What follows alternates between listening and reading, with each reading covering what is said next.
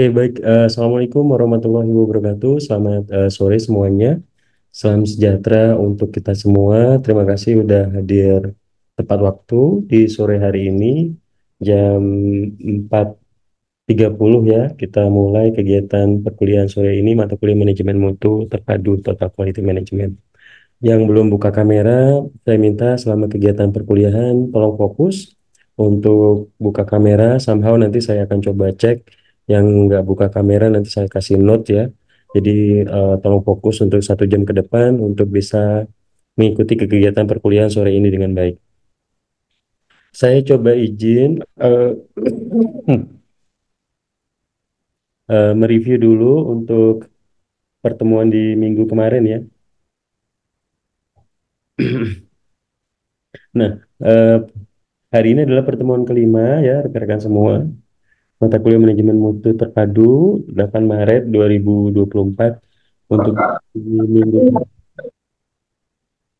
Sebentar saya mute. Nah, dia oke.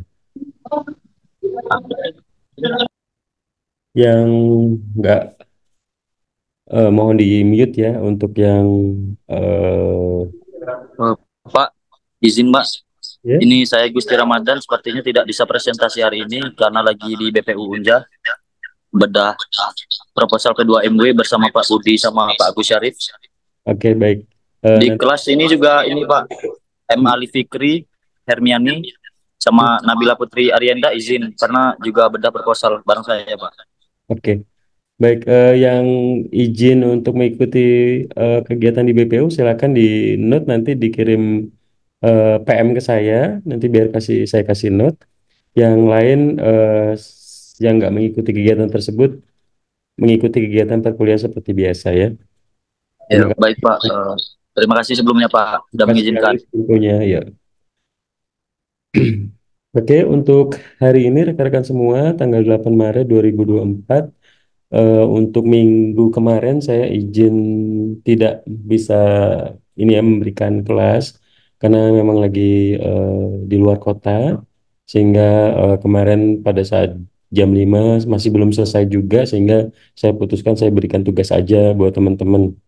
Nah, di pertemuan ketiga kemarin itu saya minta teman-teman untuk bisa menjelaskan rekan-rekan semua terkait bagaimana penerapan Total Quality Management atau TQM di dalam mempermudah ya untuk bisa menganalisa dan mengerti masalah-masalah yang terjadi di dalam perencanaan di dalam suatu organisasi atau perusahaan ya. Kemudian sebutkan dan jelaskan dan berikan contoh alat-alatnya seperti apa dan dijelaskan dalam bentuk video. Kemudian saya juga cek ada beberapa yang belum mensubmit seperti Alwan Zaki, Dede Rezanda ya. Ini saya kasih highlight kuning. Kemudian untuk minggu kemarin untuk pengganti kelas ya, saya berikan tugas rekan-rekan untuk membuat penjelasan mengenai alat dan metode pengukuran kualitas serta bagaimana mengidentify masalah di dalam kualitas dan dijelaskan dalam bentuk video. Nah, dari nama 4 orang ini, Cindy Dwi Sapitri, Gusti Ramadan, dan Eka Rohani, dan Nahdia Zakpani, kira-kira ada yang sudah ada di kelas ini dan siap presentasi, atau mengikuti kegiatan semua di BPU, rekan-rekan? Ada yang bisa ini nggak? Coba saya cek di sini. Eka Rohani ada? Ada, Pak. Nah, Eka Rohani silakan dijelaskan dulu. Sebentar, yang tugas yang pertama dulu ya. Cindy Dwi Sapitri ada di sini, gabung di kelas. Ada, Pak. Cindy ada? Ada, Pak. Oke, silakan. Si Cindy, saya berikan waktu 5 menit. Saya persilakan. Suaranya mungkin diperkuat ya, biar jelas ya. Ini PPT-nya di-share juga, Pak. Boleh di share screen ke Zoom ya.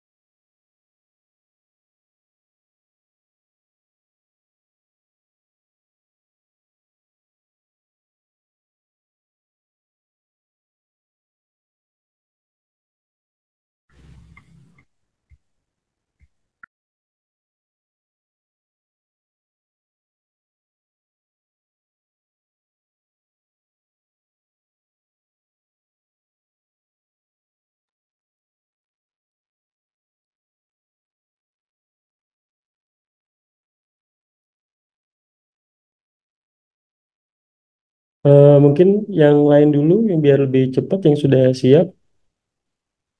Kalau bisa pas pada saat presentasi materinya sudah langsung bisa present ya, jadi nggak nunggu lama. Jadi kalau download dulu gitu ya masih nunggu akan ngabisin apa wasting time juga. Jadi kalau bisa sebelum presentasi tinggal teman-teman tinggal slideshow gitu ya.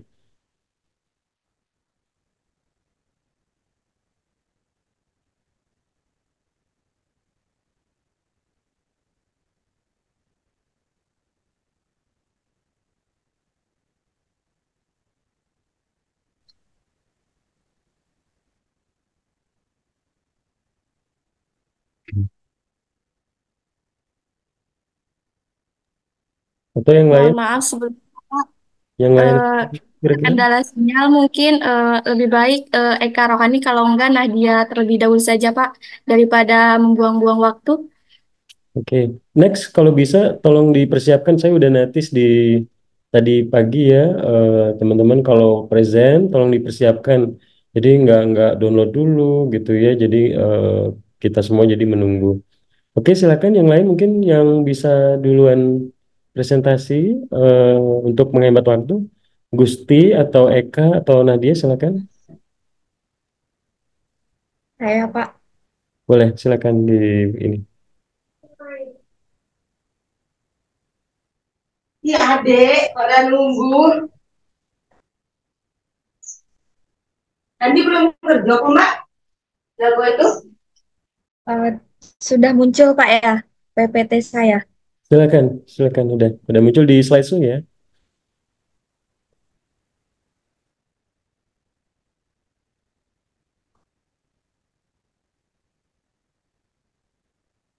Baik, terima kasih. Bismillahirrahmanirrahim. Assalamualaikum warahmatullahi wabarakatuh. Selamat sore, Shalom, Om Swastiastu, Namo Buddhaya, Salam Kebajikan. Yang saya hormati Bapak Bambang Purnomo, SEMM, selaku dosen pengampu dari mata kuliah Manajemen Terpadu. Perkenalkan nama saya Eka Rohani dengan NIM C1B022120. Baik, saya akan langsung menjawab berdasarkan tugas. Yang pertama, sebutkan dan jelaskan alat dan metode pengukuran kualitas serta bagaimana mengidentifikasi masalah di dalam kualitas. Yang pertama, kita perlu mengetahui apa itu alat dan metode pengukuran, yaitu adalah seperangkat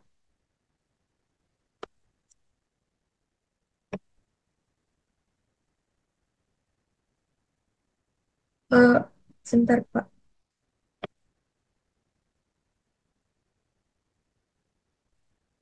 Dan teknik yang digunakan untuk mengevaluasi kualitas produk, layanan, atau proses. Ini membantu organisasi untuk memastikan bahwa produk atau layanan yang mereka hasilkan memenuhi atau melebihi standar kualitas yang ditetapkan. Baik, ada alat pengukuran kualitas. Yang pertama yaitu checklist, di mana checklist ini daftar poin-poin yang harus diperiksa untuk memastikan kualitas produk atau layanan. Contoh dari checklist sendiri yang dapat digunakan untuk memastikan kualitas produk atau layanan dalam beberapa konteks. Yang pertama, checklist pengecekan kualitas. Ada contoh dalam layanan restoran. Contohnya, apakah meja dan area makan bersih dan rapi, apakah pesanan pelanggan disajikan sesuai dengan pesanan mereka. Lalu ada checklist pengecekan kualitas dari layanan kesehatan. Contohnya, apakah pasien diterima dengan ramah dan segera diarahkan ke pelayanan yang sesuai, apakah lingkungan bersih dan steril, serta apakah produser medis dilakukan sesuai dengan protokol. Selanjutnya ada diagram Pareto. Diagram Pareto sendiri mengidentifikasi masalah yang paling umum atau signifikan dalam kualitas dengan memvisualisasikan data dalam bentuk histogram.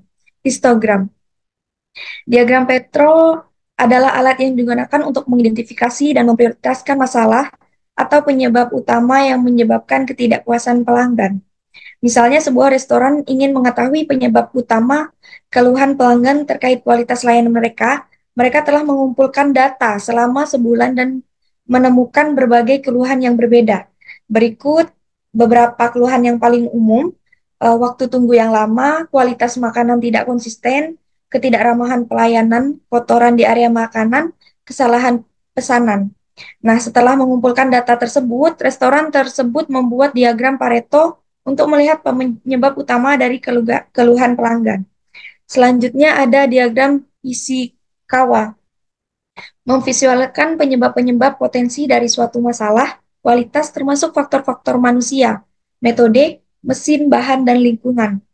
Berikut contohnya diagram Ishikawa yang digunakan untuk penyebab utama keterlambatan pengiriman suatu barang dalam suatu perusahaan. Ada masalah keterlambatan pengiriman barang, penyebab utamanya dari manusia, kurangnya pelatihan dalam proses pengemasan, lalu penghambat kedua ada dari mesin pengemasan yang sering rusak, dari bahan, kualitas bahan kemasan yang buruk, dari lingkungan, kondisi cuaca yang buruk mempengaruhi pengiriman. Selanjutnya ada pengukuran statistik. Pengukuran statistik untuk menganalisis data pengukuran seperti mean, median, dan deviasi standar. Berikut adalah contoh pengukuran statistik yang bisa dilakukan dalam berbagai konteks. Ada pengukuran rata-rata waktu pengerjaan. Sebuah perusahaan ingin meningkatkan efisiensi proses produksinya. Mereka memutuskan untuk mengukur rata-rata waktu yang diperlukan untuk menyelesaikan setiap tahap produksi. Dengan data ini, mereka dapat mengidentifikasi tahap-tahap yang memakan waktu terbanyak dan mencapai cara untuk meningkatkan efisiensi.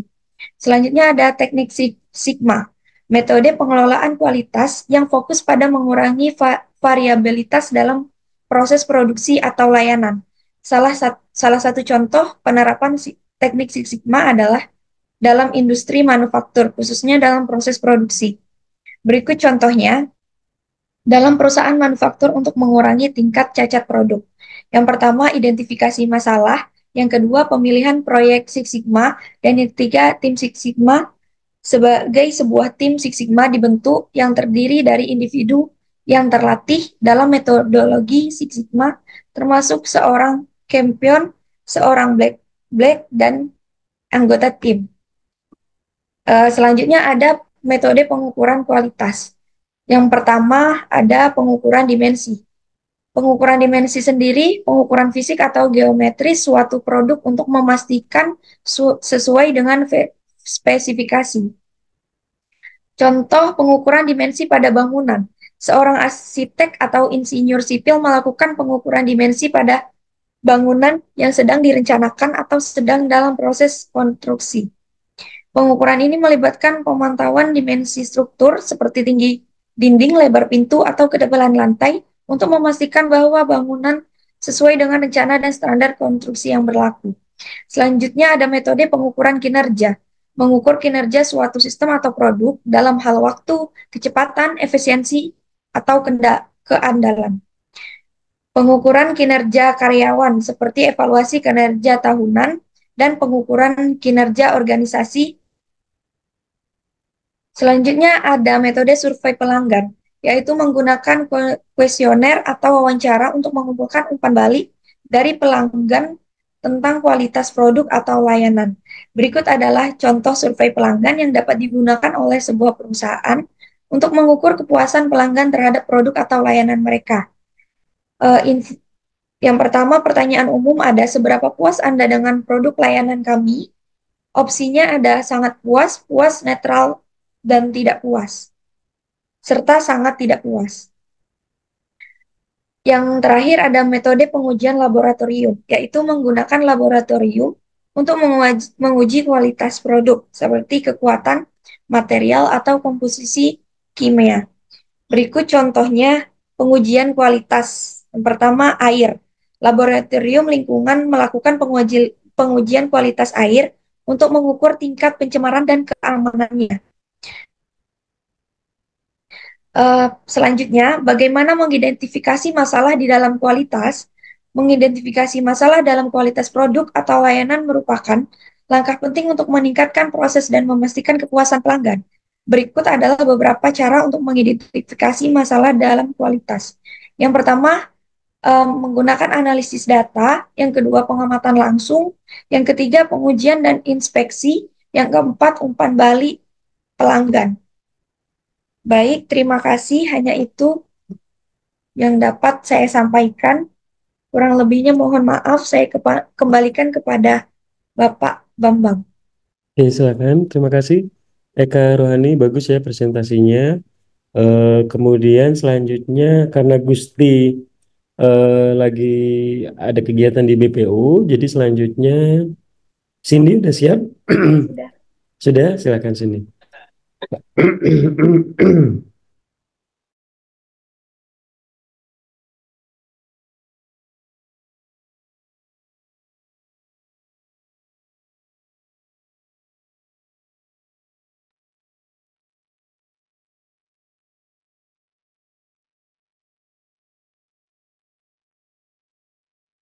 Baik, langsung saja. Assalamualaikum warahmatullahi wabarakatuh. Perkenalkan, saya Cindy Dwi Safitri dengan NIM C1B022009 dari Prodi Manajemen R005. Pertama-tama kepada Bapak Bambang Purnomo SEMM selaku dosen pengampu mata kuliah Manajemen Mutu Terpadu. Di sini saya akan menjelaskan mengenai alat Total Quality Management atau sering disingkat TQM. Oke, langsung saja ke pembahasan. Total Quality TQM atau sering disebut TQM adalah filosofi manajemen yang berfokus pada peningkatan kualitas secara berkelanjutan dalam semua aspek organisasi. Untuk mencapai tujuan ini, TQM menggunakan berbagai alat dan teknik yang dikenal sebagai alat TQM.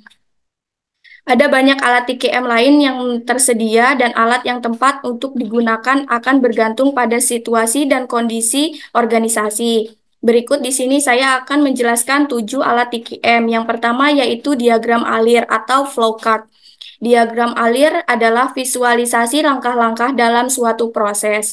Alat ini membantu untuk memahami proses secara keseluruhan, mengidentifikasi area yang dapat dioptimalkan, dan mengidentifikasi potensi kesalahan dan inefisiensi. Contohnya, sebuah perusahaan manufaktur menggunakan diagram alir untuk meratakan proses produksinya. Diagram alir tersebut membantu perusahaan untuk mengidentifikasi area yang dapat dioptimalkan, seperti waktu tunggu yang berlebihan dan langkah-langkah yang tidak perlu. Di sini saya berikan juga gambaran mengenai seperti apa itu diagram alir. Yang kedua yaitu brainstorming. Brainstorming adalah teknik yang digunakan untuk menghasilkan ide-ide baru. Teknik ini melibatkan sekelompok orang yang bekerja sama untuk mengidentifikasi masalah, menemukan solusi kreatif, dan meningkatkan kualitas produk atau layanan. Contohnya adalah sebuah tim di perusahaan jasa keuangan menggunakan brainstorming untuk menghasilkan ide-ide baru untuk meningkatkan layanan pelanggannya. Brainstorming tersebut menghasilkan beberapa ide inovatif seperti sistem antrian online dan chatbot untuk menghasilkan pertanyaan pelanggan. Bisa kita lihat sendiri seperti apa itu brainstorming tersebut. Yang ketiga yaitu check sheet. Check sheet adalah formulir yang digunakan untuk mengumpulkan data tentang suatu proses. Alat ini membantu untuk mengumpulkan data secara konsisten, mengidentifikasi pola dan tren, meningkatkan efisiensi dan efektivitas proses. Contohnya adalah sebuah perusahaan manufaktur menggunakan check sheet untuk mengumpulkan data tentang cacat produk. Check sheet tersebut membantu perusahaan untuk mengidentifikasi jenis cacat yang paling umum dan mengambil tindakan untuk mencegahnya. Lalu yang selanjutnya yaitu histogram. Histogram adalah grafik yang menunjukkan distribusi data. Alat ini membantu untuk memahami variasi data, mengidentifikasi outlier, meningkatkan kualitas produk atau layanan. Contohnya yaitu sebuah perusahaan manufaktur menggunakan histogram untuk menganalisis waktu tunggu dalam proses produksinya. Histogram tersebut membantu perusahaan untuk mengidentifikasi area di mana waktu tunggu terlalu lama dan mengambil tindakan untuk menguranginya. Yang selanjutnya yaitu Pareto Chart. Pareto Chart adalah grafik yang menunjukkan penyebab utama suatu masalah. Alat ini membantu untuk mengidentifikasi penyebab utama masalah, memprioritaskan upaya perbaikan, meningkatkan efisiensi dan efektivitas proses.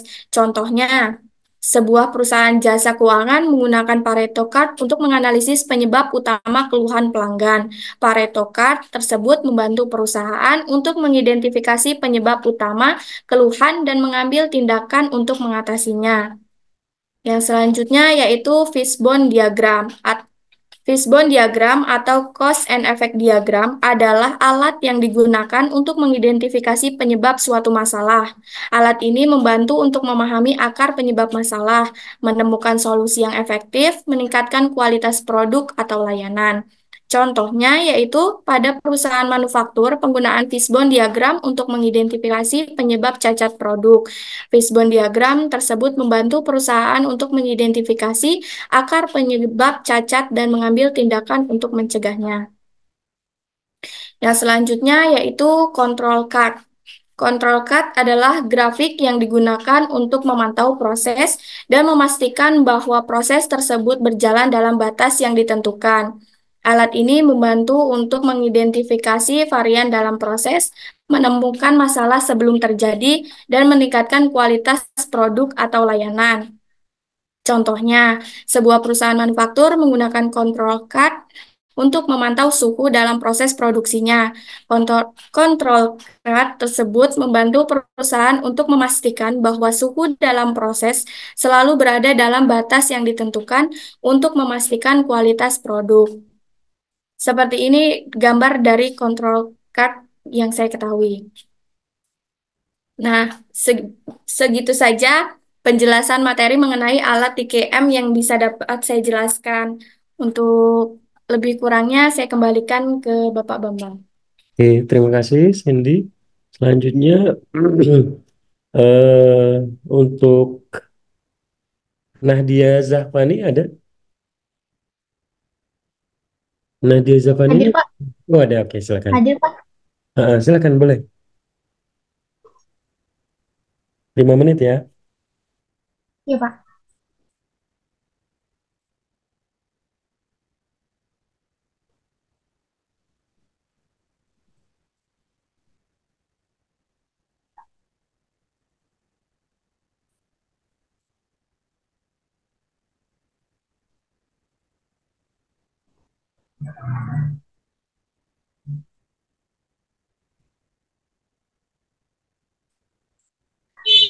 Assalamualaikum warahmatullahi wabarakatuh. Perkenalkan, nama saya Nadia Zafani dengan NIM C1B022142. Yang terhormat Bapak Bambang Purnomo SEMM selaku dosen pembimbing. Langsung saja, saya akan menjelaskan tentang alat dan metode pengukuran kualitas.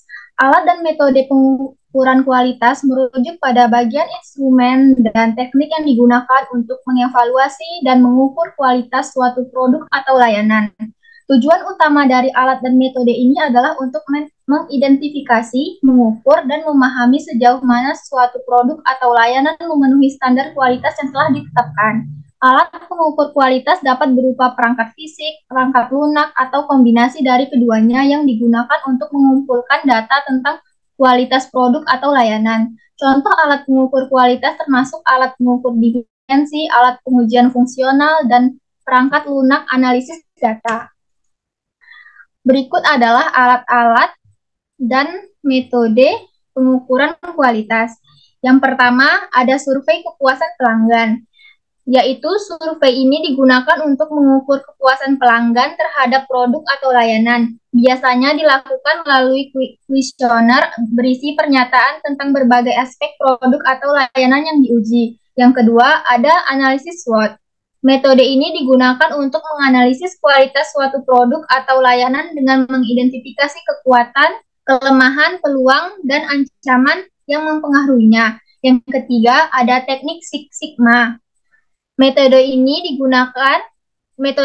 menggunakan pendekatan statistik untuk mengukur dan meningkatkan kualitas produk atau proses bisnis. Melalui penggunaan ini, perusahaan dapat mengidentifikasi cara mengurangi cacat serta meningkatkan efisiensi proses. Yang keempat, ada diagram Pareto atau Pareto Chart. Diagram ini digunakan untuk mengidentifikasi dan prinsipnya adalah bahwa sebagai sebagian besar masalah disebabkan oleh sebagian kecil faktor penyebab. Yang kelima, ada metode sampling. Dalam pengujian kualitas produk, metode sampling digunakan untuk mengambil sampel representatif dari suatu batch produk untuk diuji. Hasil pengujian dari sampel tersebut kemudian digunakan untuk menggambarkan kualitas keseluruhan batch tersebut. Yang keenam, ada teknik pengujian statistik. Metode ini melibatkan penggunaan analisis statistik untuk mengukur kualitas produk atau layanan. Contohnya termasuk analisis regresi, analisis variana, dan uji hipotesis.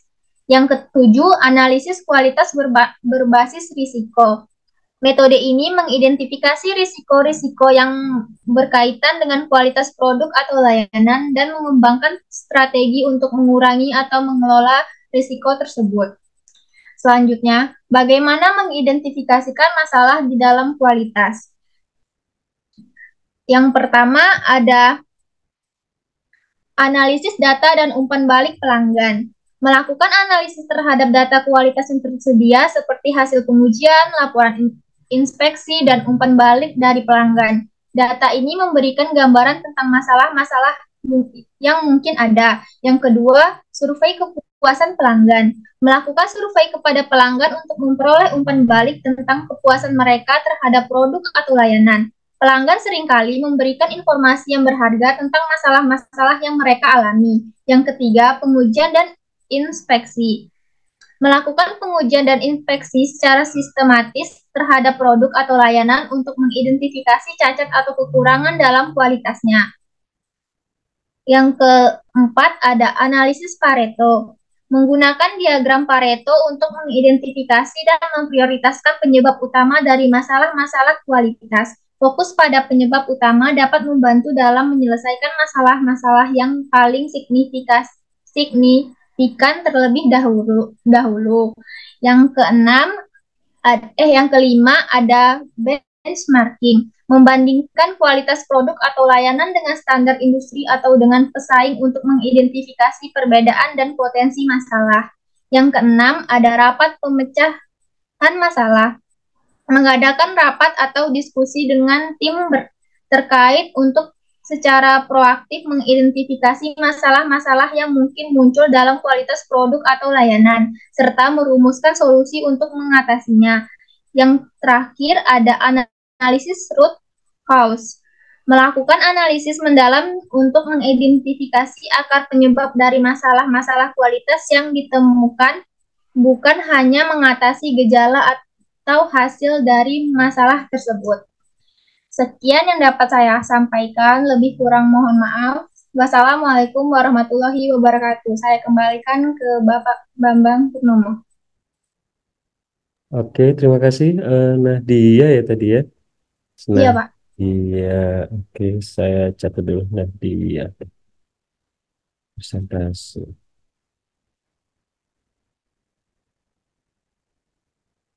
Oke, baik. Terima kasih tadi ya. Ada 3 orang yang sudah presentasi, namun Gusti kayaknya karena ada kegiatan, jadi belum bisa present hasil tugas yang tadi saya minta. Saya coba lanjutkan rekan-rekan semua ke materi berikutnya. Nah, tadi rekan-rekan kita sudah menjelaskan dengan baik ya. Tadi banyak pengukuran yang digunakan untuk menentukan suatu kualitas ya. Sehingga di sore ini saya akan memperjelas lagi ke rekan-rekan semua terkait yang pertama dari sisi alat-alat dalam penerapan total quality management. Karena ini menjadi penting buat kita semua di sini di anggota kelas manajemen mutu terpadu. Karena ini berkaitan dengan bagaimana kita bisa mengukur dan menerapkan total quality management itu di dalam suatu organisasi atau entitas bisnis. Nah, yang pertama rekan-rekan semua, ada beberapa alat penerapan total quality management yang sebagian sudah dijelaskan oleh rekan-rekan semua.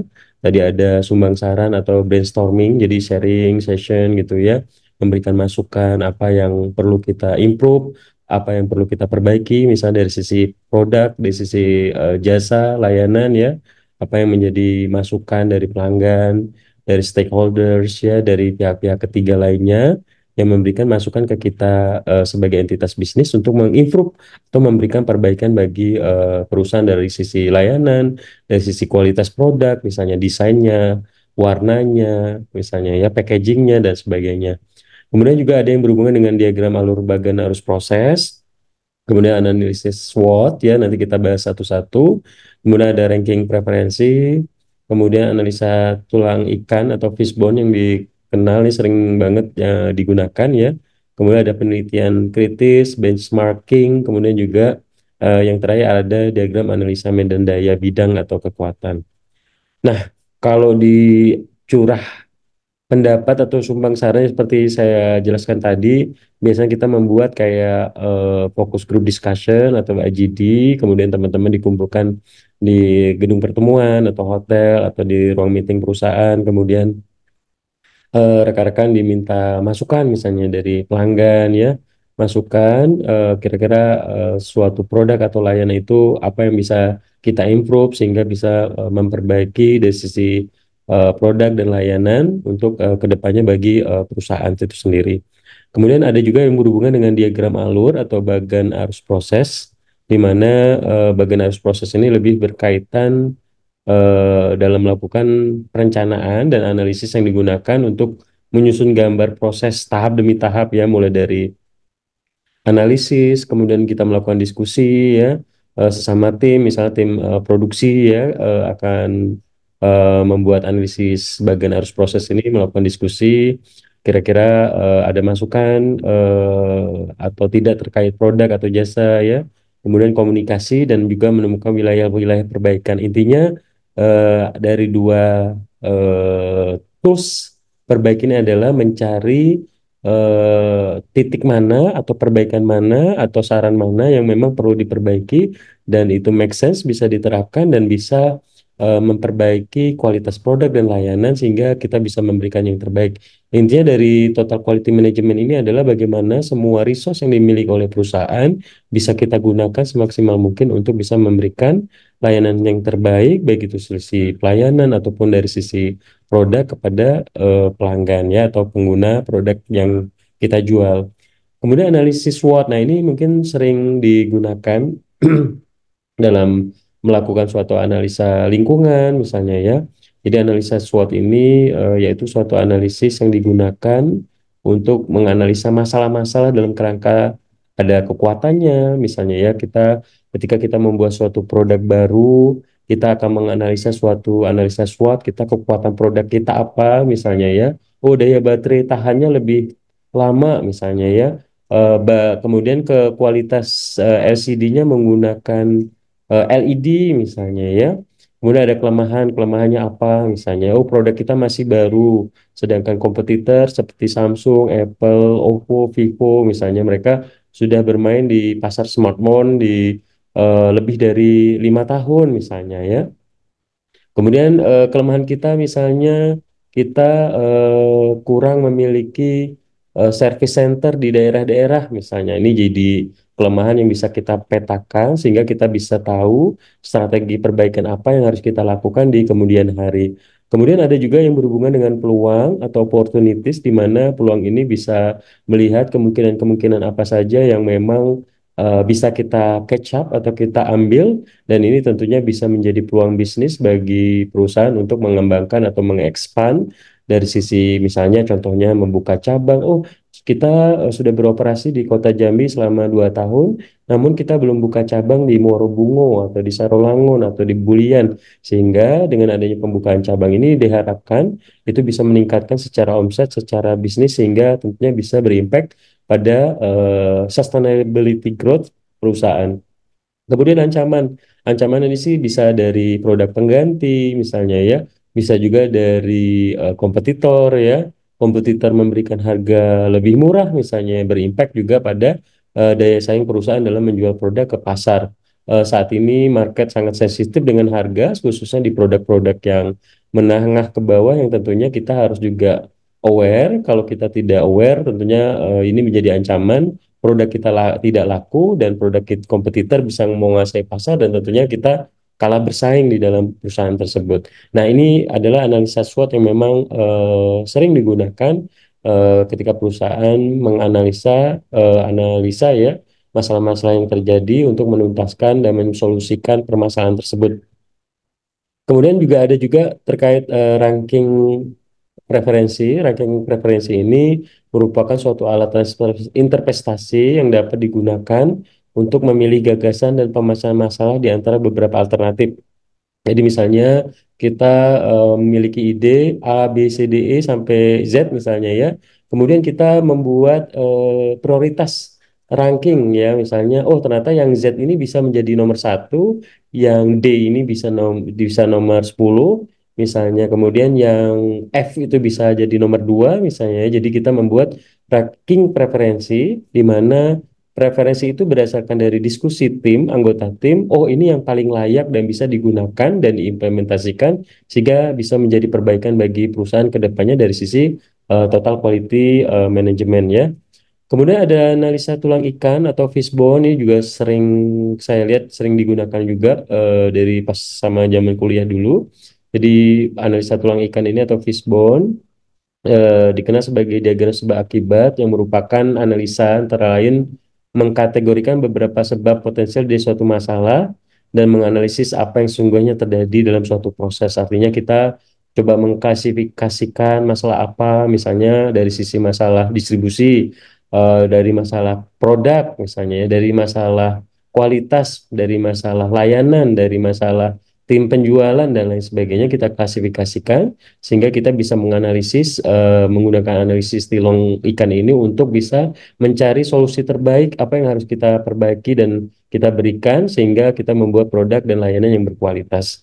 Kemudian ada juga penilaian kritis. Jadi penilaian kritis ini lebih sebagai alat bantu dalam total quality management yang dapat digunakan untuk memeriksa setiap proses misalnya di bisnis manufacture, perakitan atau assembling ataupun services ya.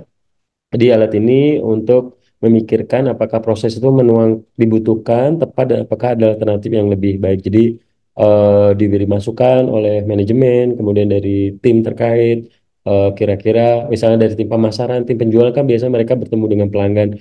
Produk ini kayaknya kurang perlu diperbaiki lagi misalnya dari sisi ketahanan baterai atau dari sisi prosesornya atau dari sisi RAM-nya atau dari sisi yang lain yang membuat produk kita bisa bersaing dengan kompetitor.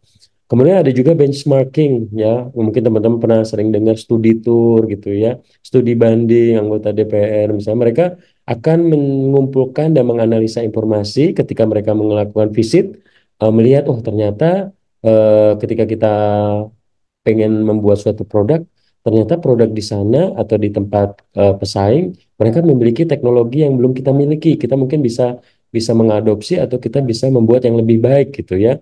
Jadi kita membandingkan keadaan di dalam organisasi kita dengan organisasi yang lain yang mungkin mereka lebih improve atau misalnya di pemerintah misalnya mereka melihat irigasi di Belanda dengan irigasi di Indonesia ya. Tujuannya adalah bagaimana kita bisa mengembangkan suatu produk layanan ataupun jasa yang lebih baik, intinya seperti itu ya. Jadi membandingkan antara yang kita miliki dengan yang dimiliki oleh orang lain sehingga perbaikan-perbaikan itu bisa kita adopsi, kita copy, kita paste sehingga harapannya bisa kita perbaiki dari produk yang kita jual ataupun jasa yang kita jual dari benchmarking atau studi yang kita lakukan.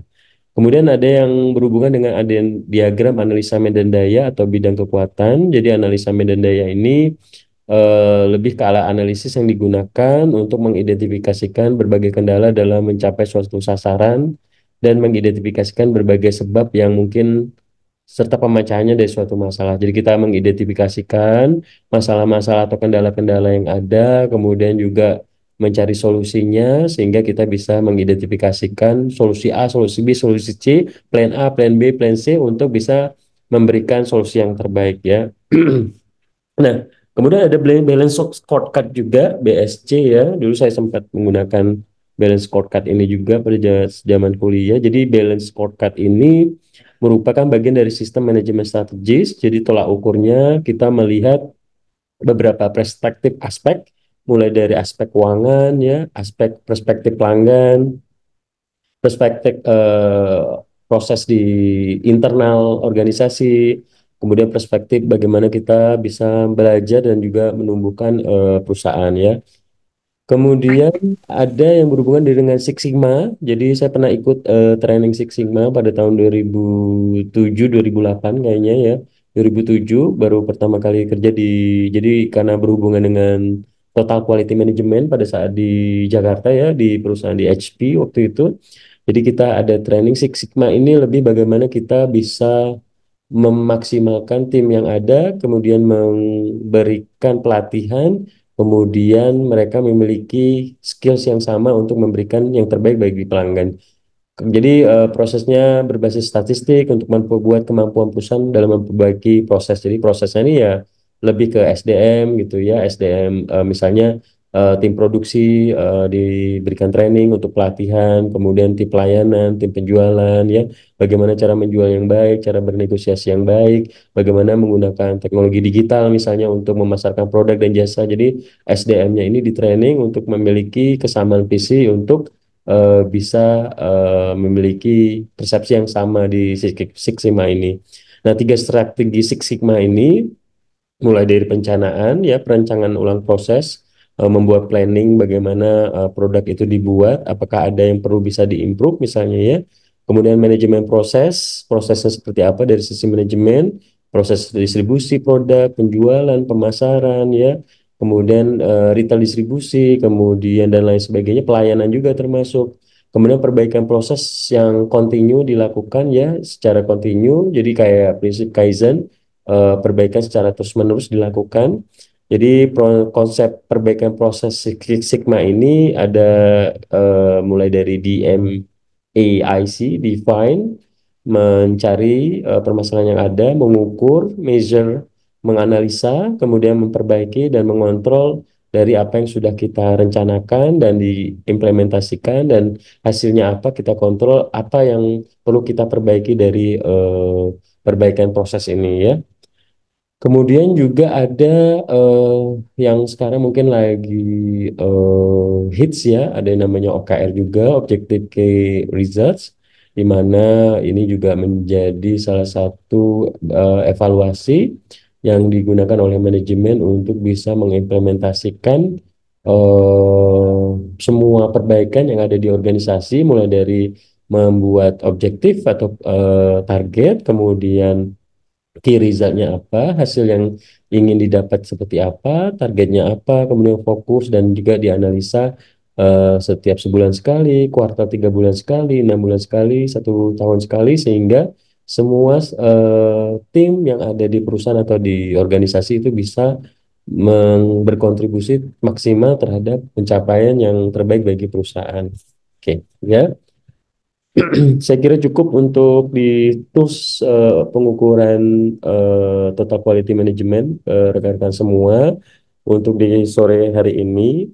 Untuk sebelum saya akhiri, ini ada yang bagus juga menurut saya, insight buat teman-teman semua. Jadi banyak pelamar kerja yang gagal dapat kerja karena tidak lolos skor BI checking. Jadi teman-teman yang mungkin suka pay letter gitu ya, atau suka pinjol untuk gaya ataupun lainnya, mohon berhati-hati karena memang ini adalah apa ya, status kita. Jadi bisa aja nanti teman-teman ke depannya ya, ini sudah mulai ya, pada saat melamar kerja ini dilihat dari skor SLIK-nya, SLIK-nya dari OJK, apakah dia ini kreditnya lancar atau kredit macet, kredit diragukan. Jadi ada scoring-scoringnya ya. Jadi yang suka pay letter ataupun pinjol tuh hati-hati ya, karena ketika dicek nanti teman-teman ternyata skornya 5 atau kredit macet, juga membuat ya status kita juga eh, nggak bisa dipercaya seperti itu ya. Jadi mohon berhati-hati. Nah, kalau saya pribadi sudah hampir 10 tahun ini saya udah menghindari untuk pinjaman ya. Saya apa ya, sudah move, nggak mau lagi ya, karena lebih tenang aja tanpa pinjaman dan lain sebagainya. Ini gambaran buat teman-teman. Nah, yang terakhir nih mungkin ada video yang bagus dari dan masukan dari Profesor Renal Kasali, mungkin bisa kita saksikan bersama-sama ya sebentar.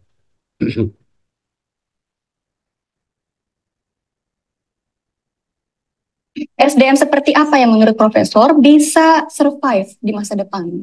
SDM yang bisa survive pasti adalah yang mau belajar terus-menerus. Karena sekarang ini biaya robot dan chatbot, jadi robot itu kan ada yang berbentuk manusia, ada yang tidak kelihatan, namanya chatbot. Itu biayanya sampai tahun 2030 akan turun sekitar 50-60%. Sedangkan biaya tenaga kerja naik antara 5-15% setiap tahunnya. Jadi bisa dibayangkan menggunakan robot semakin murah, tidak komplain, tidak punya union, serikat pekerja, tidak ada di situ, tidak bete, tidak pernah menuding tempat bekerjanya sebagai toxic workplace, tidak merasa insecure, tidak perlu healing. Ya, sekarang ini kan generasinya Ratu ini disebut sebagai generasi strawberry kan, Generasi sayur. diperes sedikit pecah gitu kan, diperes sedikit pecah, strawberry sikat sedikit. Oke, mungkin sebelum saya akhiri, jadi eh da- siapa apapun nanti ya, mungkin teman-teman setelah lulus mau jadi karyawan, mau jadi entrepreneur, mau jadi pebisnis ya, yang pasti teman-teman harus mengembangkan skills, kemampuan ya, never rely hanya mengandalkan di satu skill saja, tapi harus multitasking ya, kita bisa melakukan A, B, C ya, sehingga kita bisa bisa banyak hal yang bisa kita lakukan, apalagi kedepannya seperti artificial intelligence, robot dan lain sebagainya yang pelan-pelan mulai menggantikan posisi pekerjaan kita ya. Yang pasti never don't love your company but love your profession ya. Apapun yang kamu lakukan, kita lakukan dengan semaksimal mungkin, dengan sebaik mungkin. Gali terus potensi-potensi teman-teman ya. Karena menurut saya pribadi, ketika teman-teman punya skills, teman-teman mau ditempatkan dimanapun ya, mau menjadi apapun, teman-teman bisa bersaing, bisa bisa bisa bersaing, dan tentunya ya kita make a life ya seperti itu. Jadi mumpung teman-teman masih di semester 4 misalnya ya, teman-teman gali kemampuannya seperti yang saya jelaskan di kelas sebelumnya. Teman-teman bisa ikut organisasi, kemudian latih kemampuan bahasanya, latih kemampuan komputernya, bisa coding, bisa desain dan lain sebagainya. Once teman-teman lulus, teman-teman bisa bekerja, teman-teman bisa make a living ya, teman-teman bisa berbisnis, bisa membuat lapangan pekerjaan yang banyak, sehingga tentunya bisa bermanfaat bagi orang lain. Jadi harapannya seperti itu, karena ilmu yang saya ajarkan ini hanya membuka jalan saja. Saya pikir kita semua bisa belajar dari buku, kita bisa belajar dari internet. Saya hanya memandu teman-teman bahwa manajemen mutu terpadu itu sangat penting bagi organisasi dalam menjalankan operasional bisnisnya, baik itu perusahaan yang berbasis barang dan jasa, sehingga bisa memberikan produk dan kualitas dengan kualitas dan layanan yang terbaik bagi pelanggan, sehingga kita bisa menjadi market leader dan tentunya produk kita bisa laku di pasaran seperti itu. Nah, ketika kita pengen menjadi market leader ya, tentunya misalnya teman-teman menjadi seorang pebisnis ya, teman-teman harus punya skills yang baik, teman-teman harus banyak belajar, banyak membaca, mencari referensi. Semua informasi saat ini teman-teman terkoneksi dengan internet ya, bisa mencari informasi dari sosial media, dari YouTube, dari Google dan lain sebagainya, sehingga belajar itu nggak hanya di perpustakaan, tapi dari mana aja kita bisa lakukan ya. Teman-teman, saya pikir semua orang di kelas ini ya, ada 39 orang yang bergabung di kelas ini, saya pikir punya kemampuan yang lebih. Setiap orang punya personal value yang berbeda. Kita nggak boleh menjustifikasi, kamu nilainya jelek, kamu nggak sukses. Kita nggak boleh seperti itu, karena belum tentu orang yang memang sekiranya menurut kita jelek, ternyata dia mungkin lebih baik dibandingkan yang lain. Jadi tidak boleh menjustify atau merendahkan orang lain, karena kita nggak tahu apa yang akan terjadi di masa yang akan datang. Jadi kita berbuat baik, kita melakukan semaksimal mungkin apa yang kita lakukan, belajar, mengembangkan skills, sehingga kita bisa memiliki daya saing yang tinggi yang tentunya nggak dimiliki oleh orang lain. Saya yakin semua anggota kelas saya semoga lebih baik nanti ke depannya setelah lulus dari Unja, dan bisa memiliki daya saing dan bisa bersaing dari lulusan kampus-kampus universitas yang di Jawa ataupun universitas yang dari luar negeri. Ya, saya yakin itu. Oke, teman-teman, saya minggu depan akan memberikan assignment.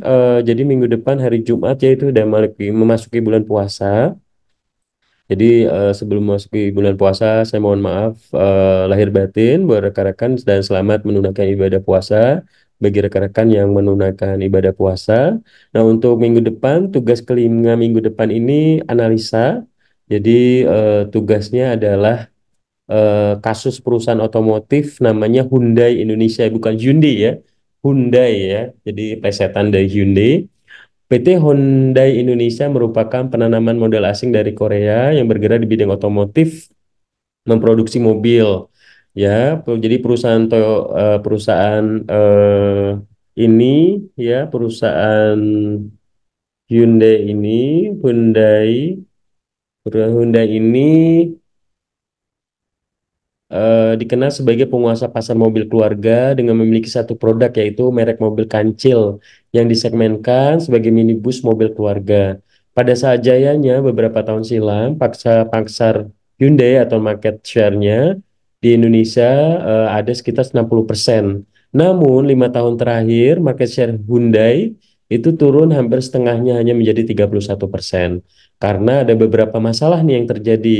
Yang pertama, produk merek kancil khususnya di pengereman itu ada masalah ya. Jadi banyak komplain dari pelanggan karena sering terjadi kecelakaan karena rem macet. Kemudian mobil Hyundai merek kancil dengan segmen keluarga ini dikenal kurang efisien alias boros BBM ya dibandingkan pesaing. Kemudian kompetitornya mobil seperti Toyota, Suzuki, Mesti Bisa dan pabrikan otomotif Eropa lainnya mulai melirik pasar pasangan anak muda yang membutuhkan mobil hatchback yang compact, hemat bahan bakar dan harga terjangkau. Kemudian selanjutnya saya buat kompetitor juga berlomba-lomba untuk membuka titik penjualan dan layanan hingga pelosok setiap provinsi di Indonesia, sedangkan Hyundai Indonesia baru memiliki cabang di kota besar seperti di Medan, Palembang, Jakarta, Bandung, Surabaya, dan Makassar. Kemudian tingkat kepuasan pelanggan ketika melakukan servis di bengkel Hyundai menurun dikarenakan staf yang kurang ramah, ruang tunggu yang kurang nyaman, dan waktu perbaikan yang lama karena kekurangan tenaga di bengkel. Kemudian yang terakhir, case-nya adalah promosi yang dilakukan saat ini menggunakan iklan di televisi dan koran yang notabene budgetnya besar, namun tidak berdampak signifikan terhadap penjualan. Sedangkan saat ini masyarakat itu banyak menggunakan sosial media ya dan media online lainnya. Nah, Anda diberi kepercayaan oleh kantor pusat nih untuk melakukan perbaikan di PT Hyundai Indonesia, bisa bertahan dan bahkan terus menjadi penguasa nomor satu otomotif di Indonesia. Nah, gunakan analisa TQM dari case yang tadi saya buat, boleh menggunakan analisa SWOT, boleh menggunakan analisa diagram arus proses, analisa tulang ikan fishbone, benchmarking, dan lain sebagainya, atau diagram analisis medan daya. Kemudian jelaskan di dalam bentuk video seperti biasa, PPT, video di YouTube, kemudian linknya disubmit paling lama Kamis depan, tanggal 14 Maret, jam 17 ya. Jangan lupa inputkan NIM, nama lengnya, mata kuliah, asal fakultas, dan kampus. Yang presentasi minggu depan untuk case ini Andre Kurniawan dan Sri Wahyuni, jadi tolong dipersiapkan dengan baik. Oke, demikian untuk materi hari ini saya absen dulu. Ini sebentar saya coba share ini ya. Oke, ini untuk tugas tugas di keempat ya. Ini Jeremy yang nggak submit, Alwan Zaki nggak submit ya. Ini tugas kelima, silakan nanti ya, jangan lupa dibuat dan disubmit di link ini. Oke, yang nggak buka kamera dari tadi juga saya catat juga ya, jadi tolong dibuka kamera selagi masih kuliah ya, di kegiatan perkuliahan, saya notice terus, berarti teman-teman nggak fokus ya, jadi tolong difokuskan selama kegiatan kuliah itu buka kamera. Oke, tanggal 8 Maret, Siti Hasnul Nur Hidayah. Hadir, Pak. Terima kasih. Cindy Dwi Sapitri, ada? Cindy, ada? Ada, Pak. Terima kasih. Sumarsi, Hadir, Pak. Rido, Hadir, Pak. Silvi Hermandasari, Hadir, Pak. Merinda Siregar, Alfa ya. Merinda sekali lagi ada. Oke, Alfa. Lala ada. Hadir, Pak. Thank you Lala. Hermiani. Hermiani ada. Alfa. Oke, Razulin Rahman. Hadir Pak, hadir Pak. Oke, Farhan. Hadir Pak. Dwi Alia. Hadir, Pak, hadir. Rizko. Hadir Pak. Oke, kemudian Viko. Hadir Pak. Andre. Pak. Ada ya. Andre minggu depan presentasi ya. Dipersiapkan dengan baik. Alvin Huta Barat. Hadir Pak. Jeremia Anggrahta. Alfa ya. Kemudian Tiara. Hadir, Pak. Eka Rohani. Eka Rohani ada? Hadir, Pak. Oke. Gracelia Sophia Pinundang Sihombing. Hadir, Pak. Tita Gustiana. Hadir, Pak. George Josepi Segian. Hadir Pak. Oke, Nabila. Nabila ada? Alfa ya? Nabila ada? Itu yang izin yang ke BPU, Pak. Oke, oke. Nanti saya coba cek lagi yang ini ya, yang izin di BPU nanti saya izinkan. Si Hall Parada.